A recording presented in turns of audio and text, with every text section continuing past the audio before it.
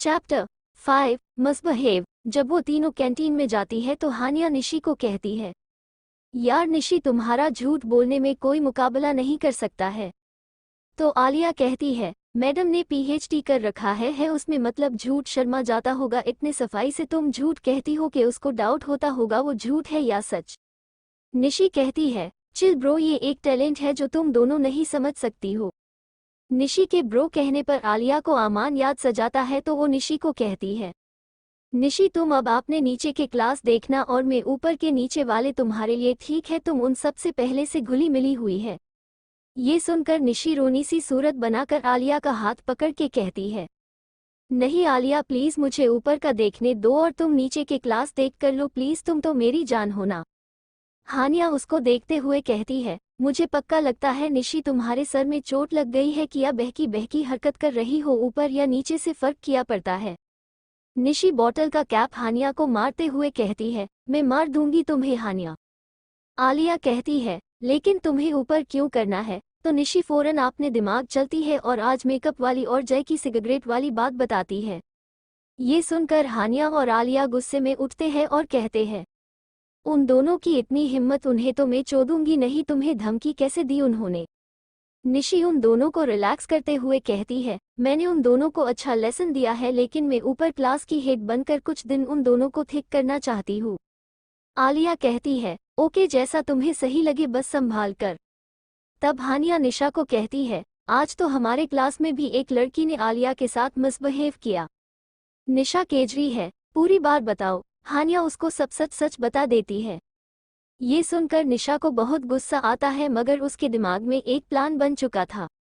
तभी आलिया कहती है, यार भूख लगी है, कुछ खाए क्या? हानिया कहती है, हाँ चलो ऑर्डर देकर आते हैं। आलिया कहती है, नहीं यार मैं नहीं जा रही, थक गई मैं, तुम दोनों जाओ। निशी कहती है, अच्छा तुम बैठो, हम लेकर आते हैं। वो और हानिया उठकर चले जाते हैं। तभी एक लड़का जानबूझकर हानिया के करीब आ रहा था और हानिया को इनअप्रोप्रिएट तरीके से टच करने का ट्राई कर रहा था, जिससे हानिया अनकंफर्टेबल हो रही थी। ये चीज़ निशा ने देखी, उसकी आंखें गुस्से में लाल हो गया।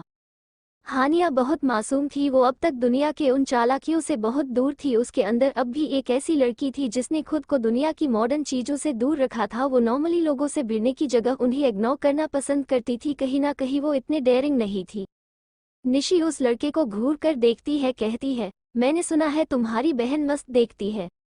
वो लड़का कहता है, हाँ तो क्या? हानिया निशा को माना करती और धीरे से कहती है, जाने दो निशा, इनसे मत उलझो। असल में हानिया जो थी वो निशा और आलिया से अलग थी। हानिया बहुत सॉफ्ट हार्टेड थी, बहुत दयालु इंसान थी वो, जबकि आलिया और निशा जैसे को तैसा पर बेलाइव करते थे। मगर हानिया नहीं चाहती थी कि निशा को कोई प्रॉब्लम हो इन सब की वजह से। निशा हानिया को आंखों से इशारा करती है कि वो है ना। निशी उस लड़के को कहती है, वो बाहर खड़े कुछ लड़के कह रहे थे किया मस्त देखती है, तो मैंने सोचा तुमसे पूछ लूँ, भाई हो उसके तो ज़्यादा बेहतर बता सकते हो। ये सुनकर उस लड़के को बहुत गुस्सा आ गया और वो निशी को चिल्लाते हुए कहता है, लड़की ऐसा ना हो तुम्हारा मुंह यही बंद हो जाए, ऐसा कुछ कहने पर मजबूर मत करो। ये कहते हुए वो लड़का वहां पर एक टेबल उठाकर दूर फेंक देता है। वो लड़का गुस्से में कांप रहा था। उसे कैंटीन में दूसरे साइड पर साइम, हारून और आमान बैठे थे और एक उनके पास वाले सीट पर जय बैठा था। जब उन्होंने चिल्लाने की आवाज़ सुनी तो उधर की तरफ देखा। ये सब देखकर आलिया भी निशा और हानिया के पास आई जाती है। जब वो लड़का टेबल उठाकर फेंक देता है तो निशा भी वहां से एक टेबल उठाकर फेंक कर कहती है, गुस्सा आया ना? तेरी बहन पर बात आई तो आइंदा औकात में रहना। वो लड़का गुस्से में कहता है, तू होती कौन है मुझे औकात देखने वाली बिच? ये सुनकर आलिया और हानिया को बहुत गुस्सा आता है। वो दोनों आगे बढ़ ही रही थी, तभी वो लड़का गुस्से में निशी पर सोना हाथ उठने वाला होता है, मगर उससे पहले ही निशा उसका हाथ पकड़ के मोड़ देती है तो उस लड़के की चिक पूरे कैंटीन में गूंज जाती है। और निशा की आंखें बिल्कुल लाल थी, मगर वो शांत आवाज में कहती है, आज हिम्मत कर ली, आएगा मत करना, आज हाथ मोड़ा है, आगे बहुत कुछ कर सकती हूँ, डाउट है तुम्हें मेरी बातों पर तो कहीं प्रूफ कर देती हूँ। हानिया उस लड़के को देखकर गुस्से में कहती है, अब किसी लड़की को ऐसे परेशान करने का सोचना भी माफ, हम लड़कियां तुम्हारी जागीर नहीं होती, और मेरी दोस्त को तुमने क्या कहा था बिच? अबे तू वो कीड़ा जिसका जंगल में होना ही गलत है, क्योंकि तू। इतने कहकर हानिया गुस्से में कांपती हुई चुप हो जाती। आलिया उस लड़के को कॉलर से पकड़कर हानिया की आगे की बात कहती है, क्योंकि गंदी नाली का कीड़ा है, तो अगर अब और मार नहीं कहना तो निकल ये से। उस लड़के का ईगो हर्ट हो गया था। वो वहां पर से एक कांच की बोतल का बॉक्स उठाकर उन तीनों की तरफ फेंकता है। जाहिर था लगता तो तीनों को ही बहुत बोतल थे। ये देखकर आमान जल्दी से आलिया की तरफ भागता है। हारून, साइमा और जय उन सब के करीब ही थे और उन चारों ने उस लड़के की हरकत को एनालिसिस कर लिया था कि वो फेंकने वाला है। आमान जल्दी से आलिया के आगे आते हुए उसके कंधे को पकड़ लेता है। ऐसे तो आलिया की हाइट अच्छी थी, पर जाहिर है आमान उससे काफी लंबा था। जब लांच के टूटने की आवाज आती है तो वो सब अपने अपने सामने देखते हैं। बहुत अजीब सा सीन था। आलिया के आगे आमान था जिसके बैक पर बोतल आकर लगी थी, लेकिन हानिया के आगे हारून था। हारून के बच पर भी कांच के टुकड़े लगे थे, लेकिन उसमें से एक टुकड़ा हानिया के कंधे पर हल्की लगी थी। जी शायद को कांच का टुकड़ा उड़ कर आया था, लेकिन अजीब ये था कि हारून हानिया को बहुत कंसर्न से देख कर रहा था। आखिर क्यों बचाया हारून ने हानिया को? क्या प्लान चलता था निशा के दिमाग में? क्यों आमान ने एक बार भी सोचे बिना आलिया के आगे आ गया? क्या निशा को भी कांच लगे? जानने के लिए पढ़ते रहे क्रश और डिस्ट्रॉयर, सिर्फ पॉकेट एफएम पर। Chapter 6 injured. वो सब फौरन अपने होश में आते हैं, पर वह की सिचुएशन देखकर आलिया और हानिया घबरा गई और आमान और हारून भी उनकी नज़रों को फॉलो करते हैं। नीचे साइम गिरा था और उसके ऊपर निशा थी, पर निशा के हाथ में और नेक पर कांच के कई टुकड़े लगे थे। तो हुआ कुछ ऐसा था, जब उस लड़के ने कांच के बोतल को फेंका था तो साइम, आमान और हारून उनके करीब होने की वजह से उनकी तरफ भागते हैं, लेकिन आमान तो बेसुध सा भागा था, किसी और का सोचे बिना सिर्फ आलिया के लिए और हारून के करीब। हानिया थी इसलिए उसने टाइम ना बर्बाद करते हुए उसको बचाया, लेकिन साइम को ऐसी कोई खास जल्दी नहीं थी। लेकिन ऐसा नहीं था कि वो हेल्प नहीं करना चाहता था, इसलिए वो भी निशा की तरफ गया, मगर जय उससे भी तेजी में उधर की तरफा जा रहा था, जिसकी वजह से अनजाने में उनके पैर फंस गए और जिस डायरेक्शन में साइम था वहां से बोतल उसको लगने ही वाली थी, मगर पता नहीं निशा को क्या हुआ। उसने जल्दी से साइम को अपनी तरफ खींच लिया, जिससे साइम गिर गया और निशा को भी कांच के टुकड़े लग गए और साइम का हाथ पकड़े होने की वजह से वो उसके ऊपर गिर गई। और जय फौरन होश में आते हुए देखता है कि निशा साइम के पास है, तो वो उस लड़के की मरने लगता है। आलिया और हानिया जल्दी निशा की तरफ भागते हैं और निशा को उठने में हेल्प करती है और हारून भी साइम को उठने में हेल्प करता है। वही आमान और जय उस लड़के को मरने में लगे थे। तभी वहां पर कुछ टीचर आ जाते हैं और वहां की ऐसे हालात देखकर वो बहुत गुस्सा करते हैं। टीचर कहती है, ये सब क्या हो रहा है? क्या तुम सब कोई गैंगस्टर्स हो? ये स्कूल है और तुम ये के स्टूडेंट्स। फिर वो आलिया और निशा की तरफ मुड़कर बहुत गुस्से में कहती है, यहाँ पर क्या हो रहा था? तुम दोनों बताओ। आलिया कहती है, टीचर ये लड़का हानिया को इनअप्रोप्रिएट तरीके से टच कर रहा था और जब निशा ने इसको माना क्या तो उसने ये सब किया। आप खुद देखिए निशा को और इन दोनों लड़की को जिन्होंने हमारी हेल्प की उन्हें कितना चोट आई है। जब टीचर आलिया के बात सुनती है तब उनका ध्यान उन सब पर जाता है और उनकी चोट देखकर वो भी घबरा जाती है और वो वहां पर खड़े मेल टीचर को देखती है तो वो उस लड़के से कहते हैं, मेरे साथ प्रिंसिपल ऑफिस चलो तुम। निशा कहती है, आप फुटेज चेक कर लेना। निशा जानती थी कि शायद इन सब में उन्हें भी डांट पड़ेगी, इसलिए उसने पहले ही ये कह दिया। टीचर कहती है, तुम सब मेडिकल रूम में जो अभी। फिर वो निशा के पास आकर कहती है, ड्रेसिंग होने के बाद तुम्हारे साथ अभी जो है उन्हें लेकर मेरे ऑफिस आओ। निशा कहती है, ओके टीचर। और इस लड़के के जाने के बाद आलिया और हानिया फौरन निशा के पास आकर उसको देखते हुए कहती है, बहुत दर्द हो रहा है क्या? निशा कहती है, नहीं नहीं, मुझे कहाँ दर्द हो रहा है, मैं तो लोहे की बनी हूं ना।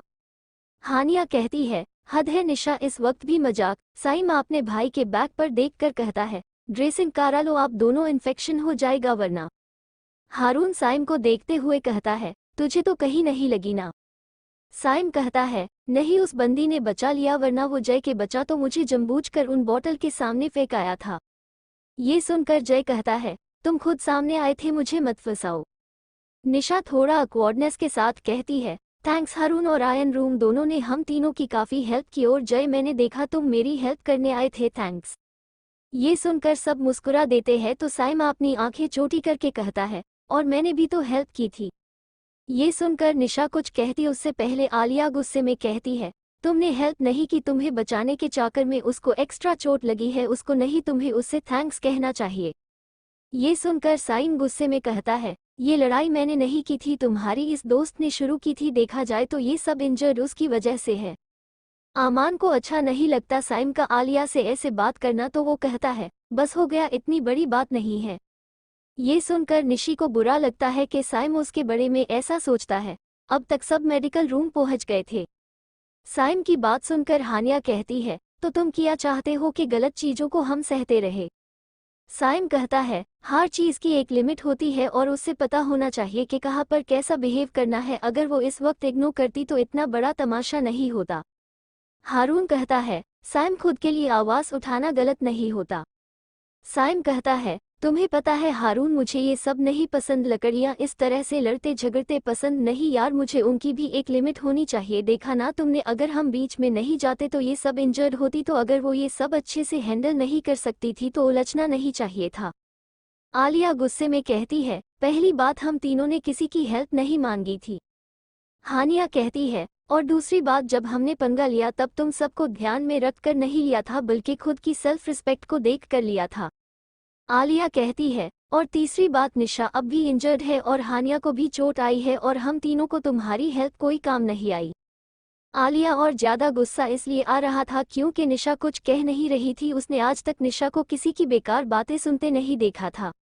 साइम खुद के गुस्से को शांत करके हानिया से कहता है तुम तो नहीं गई थी लड़ने, उसने तो तुम्हें परेशान किया था ना।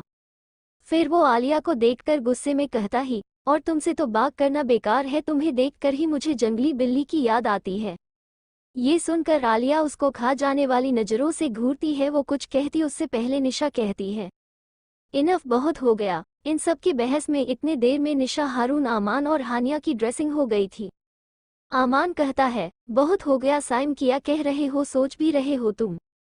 आमान के कहने पर साइम को रियलाइज हुआ कि वो गुस्से में किया कह चुका था। एक्चुअल में आपने दोनों जान से प्यारे भाई हारून और आमान को चोट लगे देख और आलिया को टेंट मरते देख उसका गुस्सा बढ़ गया था, इसलिए वो आलिया को चुप कराने के लिए और उसको गलत दिखाने के लिए कुछ भी कह रहा था।